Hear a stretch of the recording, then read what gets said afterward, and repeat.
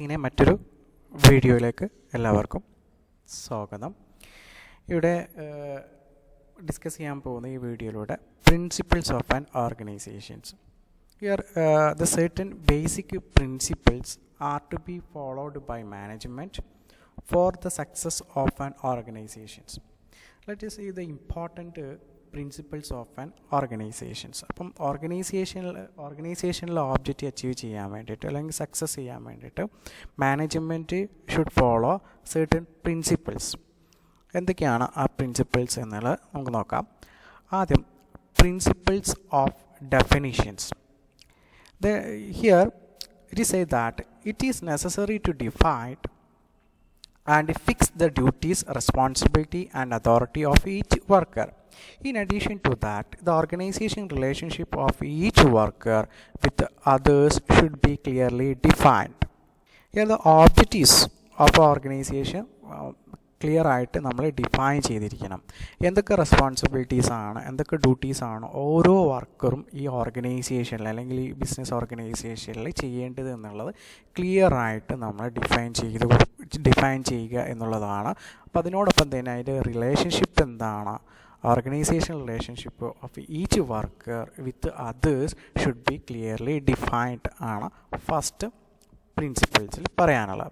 ഈ സെക്കൻഡ് പ്രിൻസിപ്പിളാണ് principles of an objectives. ഈ objective should be generated to achieve the main objectives of an organisation.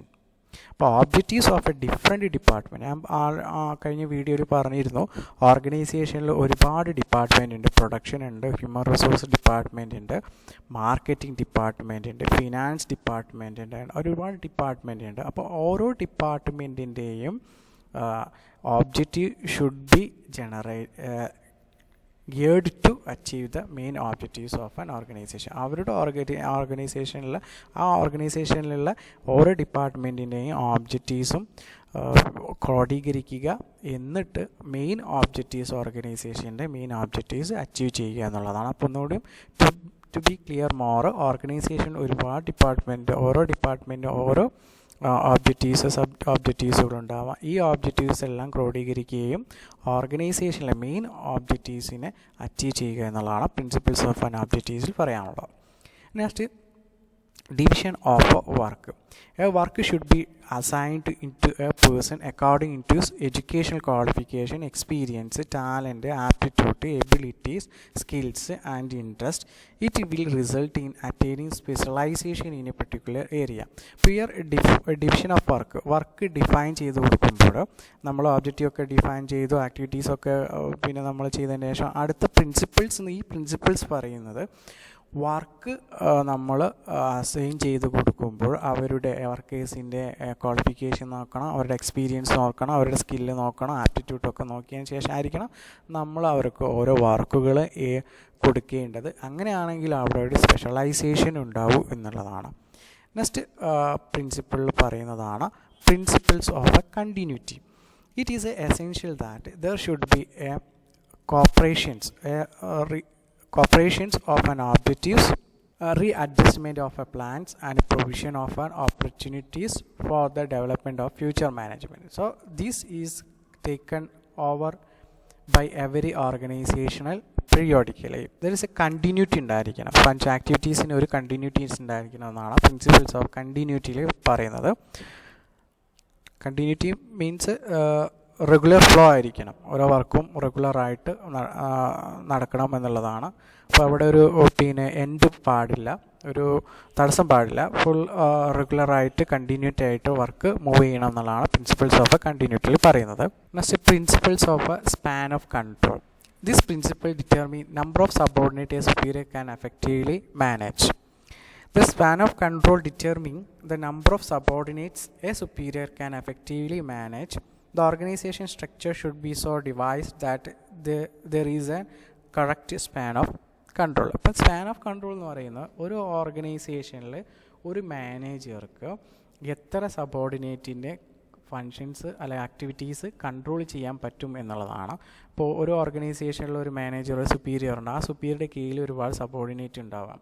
അപ്പോൾ ആ superior അല്ലെങ്കിൽ ആ മാനേജർ അല്ല എഫക്റ്റീവ് വേയിൽ എത്ര വർക്കേഴ്സിനെ കൺട്രോൾ ചെയ്യാൻ പറ്റും എന്നുള്ളതാണ് സ്പാൻ ഓഫ് കൺട്രോൾ എന്ന് പറയുക. അപ്പം ഇത് span of control determine number of subordinates a superior can effectively manage it.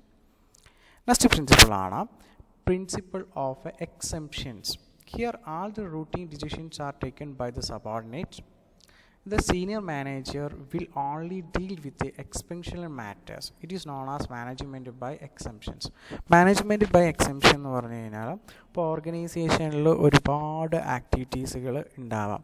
അപ്പോൾ ഇതിൽ ഇമ്പോർട്ടൻ്റ് ആയിട്ടുള്ള ആക്ടിവിറ്റീസ് മാത്രം ടോപ്പ് ലെവൽ മാനേജേഴ്സ് ഹാൻഡിൽ ചെയ്യുള്ളൂ. ബാക്കി ഡേ ടു ഡേ റൂട്ടീനായിട്ടുള്ള വർക്ക്, ഡേ ടു ഡേ ആയിട്ടുള്ള വർക്കുകളെല്ലാം അവർ താഴെയുള്ള സബോർഡിനേറ്റ്സ് ആണ് നോക്കുക. അപ്പോൾ അതാണ് മാനേജ്മെൻറ്റ് ബൈ എക്സെംഷൻ എന്നുള്ളതുകൊണ്ട് ഉദ്ദേശിക്കുന്നത്. Here the important duties are taken by the senior അല്ലെങ്കിൽ top level managers and day to day work is given to lower level lower level employees. That is the principles of exemption. Here all the routine decisions are taken by subordinates. Senior manager will only dealing with exceptional matters. That is the important ആയിട്ടുള്ള matters മാത്രമാണ് അവർ deal ചെയ്യുക. ഇതിനെയാണ് management by exemption എന്ന് പറയുക, MBE എന്ന് പറയും. ഇത് കൂടുതലായിട്ട് വരുന്ന ടോപ്പിക്കുകളിൽ നമുക്ക് ഡിസ്കസ് ചെയ്യാനുള്ളൊരു ടോപ്പിക്കാണ് മാനേജ്മെൻറ്റ് ബൈ എക്സെംഷൻ എന്ന് പറയുന്നത്. Next principles of flexibility. The flexibility means changeability. The organizational setup should be flexible to adjust to change environment of a business. Here the organization structure should be flexible to introduce the change. In other words, organization structure should have the capacity to grow along with the growth of enterprises.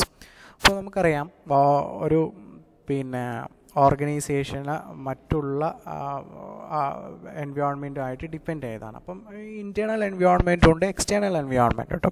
നമുക്ക് internal environment within ഓർഗനൈസേഷനിലുള്ള നമുക്ക് control ചെയ്യാൻ പറ്റുന്ന, external എന്ന് പറയുന്നത് നമുക്ക് control ചെയ്യാൻ പറ്റില്ല. അതിന് ഉദാഹരണമാണ് പൊളിറ്റിക്കൽസ് ഇഷ്യൂസുകൾ, അതുപോലെ കോമ്പറ്റീറ്റേഴ്സിൻ്റെ റിയാക്ഷൻസ്, അവരുടെ ആക്ഷൻസ്, അതുപോലെ ഒരുപാട് കാര്യങ്ങളുണ്ട്. അപ്പോൾ ഇത് നമുക്ക് ഔട്ട് ഓഫ് കൺട്രോളാണ്, അത് നമുക്ക് ഒരിക്കലും കൺട്രോൾ ചെയ്യാൻ പറ്റില്ല ഓർഗനൈസേഷനിൽ. അപ്പോൾ അവിടെ ഈ ടെക്നോളജി ചേഞ്ച് ചെയ്യുന്നത്, അതുപോലെ പിന്നെ എന്തെങ്കിലും ന്യൂ ടെക്നോളജി ഇൻട്രൊഡ്യൂസ് ചെയ്യുകയാണെങ്കിൽ നമ്മൾ should adopt that change. Any change taking place in the environment the organisation should adopt it. That is an flexibility principle says that. അതാണ് പ്രിൻസിപ്പിൾസ് ഓഫ് ഫ്ലെക്സിബിലിറ്റി എന്ന് പറയുന്ന principles പറയുന്നത്. അപ്പോൾ ഫ്ലെക്സിബിൾ ആയിരിക്കണം എന്നുള്ളതാണ്. എന്തെങ്കിലും ചേഞ്ചുകളോ അല്ലെങ്കിൽ എന്തെങ്കിലും മാറ്റങ്ങൾ എൻവയോൺമെൻറ്റിൽ വരികയോ, അല്ലെങ്കിൽ പുതിയ പുതിയ ടെക്നോളജികൾ വരികയോ, അല്ലെങ്കിൽ പുതിയ സംഭവങ്ങൾ ഇൻട്രൊഡ്യൂസ് ചെയ്യാൻ പോവുക, അങ്ങനെ എന്തെങ്കിലും ഉണ്ടെങ്കിൽ അത് നമ്മൾ we should adapt it. That is an principles of flexibility says that the organisation should adapt any change taking place in the environment. That's an flexibility. It is a capacity of an organization to adapt the change. It is an ability of an organization to adapt to any changes. That's the principles of flexibility. Next principle ആണ് principles of unity of directions. All department goals are turned to achieve common goals, so that there should be a coordination of all activities. ഓർഗനൈസേഷനിൽ ഒരുപാട് department ഉണ്ടെന്ന് നമുക്കറിയാം. അപ്പോൾ ഓരോ department ഓരോ ഒബ്ജക്റ്റീവ്സുകളുണ്ടാകും. ഈ objectives എല്ലാം ഡയറക്റ്റ് ചെയ്യുക, കോർഡിനേറ്റ് ചെയ്യുക എന്നുള്ളതാണ്. ഇതിനെ കോർഡിനേറ്റ് ചെയ്യുകയും ഡയറക്റ്റ് ചെയ്യുക, നിയന്ത്രിക്കുക, അല്ലെങ്കിൽ അവരെ ഗൈഡ് ടു കോമൺ ഓബ്ജക്റ്റീവ്സ്. അപ്പോൾ ഒരു ഡിപ്പാർട്ട്മെൻറ്റിൽ മെയിൻ ഓബ്ജക്റ്റീവ്സ് എവിടെ ഉണ്ടാവും, ആ മെയിൻ ഓബ്ജക്റ്റീവ്സിനെ അച്ചീവ് ചെയ്യാൻ വേണ്ടി ഡിപ്പാർട്ട്മെൻറ്റ് ലെവലിലുള്ള ഓബ്ജക്റ്റീവ്സ് അല്ലെങ്കിൽ ഡിപ്പാർട്ട്മെൻറ്റ് ലെവലിലുള്ള പ്രവർത്തനങ്ങളെ ഗൈഡ് ചെയ്യുക, ഡയറക്റ്റ് ചെയ്യുക, എന്നിട്ട് ഓർഗനൈസേഷണൽ ഓബ്ജക്റ്റീവ് അച്ചീവ് ചെയ്യുക എന്നുള്ള പ്രിൻസിപ്പിൾസാണ് പ്രിൻസിപ്പിൾസ് ഓഫ് യൂണിറ്റ് ഓഫ് ഡയറക്ഷനിൽ പറയാനുള്ളത്. നെക്സ്റ്റ് ആണ് principles of balance. There are several units functioning separate under an organization setup. So it is essential that the sequence of work should be arranged scientifically. Proper balance should be maintained between the various departments. Or different department ആക്ടിവിറ്റീസുകൾ അവരുടെ പ്രവർത്തനങ്ങളെല്ലാം proper ലെവലിൽ balance ചെയ്തുകൊണ്ട് പോവുക എന്നുള്ളതാണ്. Proper balance should be maintained between various department. അപ്പോൾ എവിടെയാണ് importance കൊടുക്കേണ്ടത് അവിടെ ഇമ്പോർട്ടൻസ് കൊടുക്കുകയും പിന്നെ എല്ലാ ഡിപ്പാർട്ട്മെൻറ്റിൻ്റെയും പ്രവർത്തനങ്ങളെ ബാലൻസ്ഡ് ആയിട്ട് കൊണ്ടുപോകുക. അപ്പോൾ എല്ലാ ഡിപ്പാർട്ട്മെൻറ്റും നമുക്ക് അത്യാവശ്യമുള്ളതാണ് ഓർഗനൈസേഷനിൽ.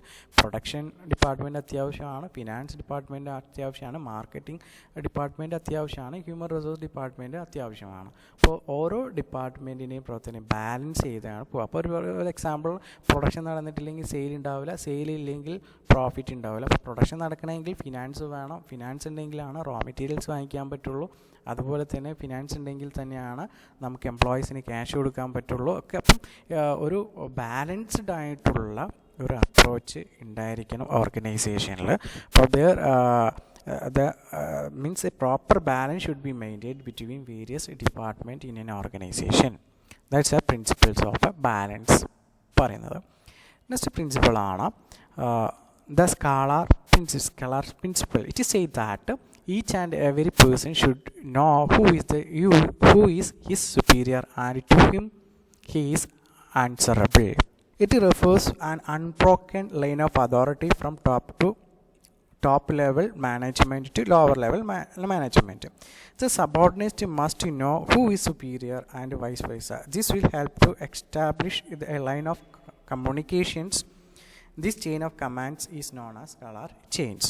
Here these principles പറയുന്നത് ഒരു എംപ്ലോയീസിന് ആരാണ് സുപ്പീരിയർ എന്നും സുപ്പീരിയർക്ക് ആരാണ് പിന്നെ സബോർഡിനേറ്റ് എന്ന് പറയുന്ന ഒരു അൺബ്രോക്കൻ ചെയിനാണ്. അപ്പോൾ അത് ഈ അറിയാവുന്ന ഒരു ചെയിനാണ് സ്കാലർ പ്രിൻസിപ്പിൾസ് എന്ന് പറയുന്നത്. അപ്പോൾ ഇറ്റ് ഈസ് എൻ അൺബ്രോക്കൻ ചെയിനാണ് between the top level to lower level. They help to establishing a line of communication and proper coordinations scalar principles അത്യാവശ്യമാണ്. അപ്പോൾ ഈ പ്രിൻസിപ്പിൾസ് എന്ന് പറയുന്നത് ഓരോ എംപ്ലോയീസിന് ആരാണ് സുപ്പീരിയർ എന്നും സുപ്പീരിയർക്ക് ആരൊക്കെയാണ് എംപ്ലോയീസ് സബോർഡിനേറ്റ്സ് എന്നൊന്നും അറിയണം. അതാണ് സ്കാലർ പ്രിൻസിപ്പിൾസിൽ പറയുന്നത്.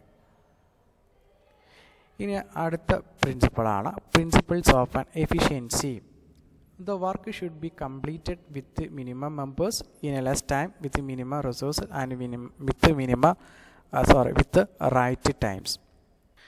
അതിൻ്റെ എഫിഷ്യൻസി എന്ന് പറയുന്നത് ഒരു വർക്ക് മിനിമം മെമ്പേഴ്സിനെ കൊണ്ട് അതായത് കുറഞ്ഞ സമയത്തിന് റൈറ്റ് സമയത്തിനുള്ളിൽ നല്ല രീതിയിൽ പ്രോഡക്റ്റ് ഉൽപ്പാദിപ്പിക്കുക എന്നുള്ളതാണ് പ്രിൻസിപ്പിൾസ് ഓഫ് എഫിഷ്യൻസി എന്ന് പറയുന്നത്. Work should be work complete ചെയ്യുന്ന within time with less cost and with minimum members. അതാണ് പ്രിൻസിപ്പിൾസ് ഓഫ് ആൻ എഫിഷ്യൻസി പറയാനുള്ളത്. മറ്റൊരു പ്രിൻസിപ്പിൾസാണ് delegation of an authorities. The delegation of an authority means authority should be delegated to lower level for doing job assigned to them. But delegation is authority means it is a power to give an order, instructions or etc. അപ്പോൾ നമ്മൾ assign ചെയ്ത് കൊടുക്കുന്ന duty ചെയ്യാനുള്ള responsibility നമ്മൾ ആർക്കാണോ duty assign ചെയ്തെടുക്കുക അവർക്കാണുള്ളത്. അപ്പോൾ അവർക്ക് ചെയ്യാനുള്ള ഒരു പവറും കൂടെ നമ്മൾ അസൈൻ ചെയ്ത് കൊടുക്കണം എന്നുള്ളതാണ് delegation of an authority. But delegation of authority should be delegated to lower level for doing particular job. The authority should be delegated to subordinate for the successful completion of assigned job. മറ്റൊരു പ്രിൻസിപ്പിളാണ് principles of a responsibility. Here each person is responsible for the work completed by him, so the responsibility of the subordinate should be clearly defined. The principles of a responsibility means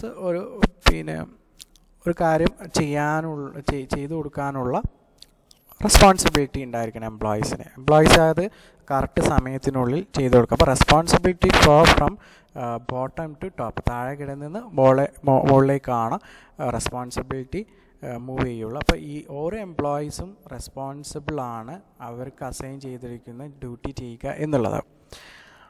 അതാണ് principles of responsibility പറയുന്നത്. ഇനി നെക്സ്റ്റാണ് principles of uniformity. The work distribution should be in such a manner that there should be an equal status, equal authority and power among the same line officers.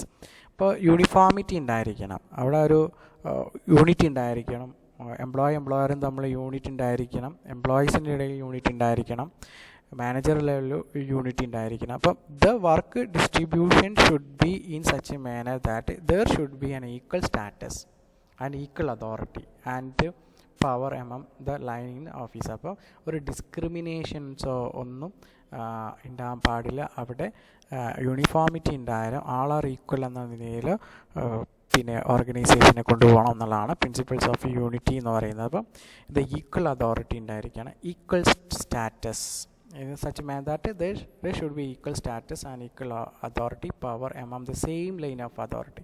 Same line of authority ഉള്ള ആളുകൾക്ക് same ആയിട്ടുള്ള equal ആയിട്ടുള്ള power അതോറിറ്റിയും കൊടുക്കണം.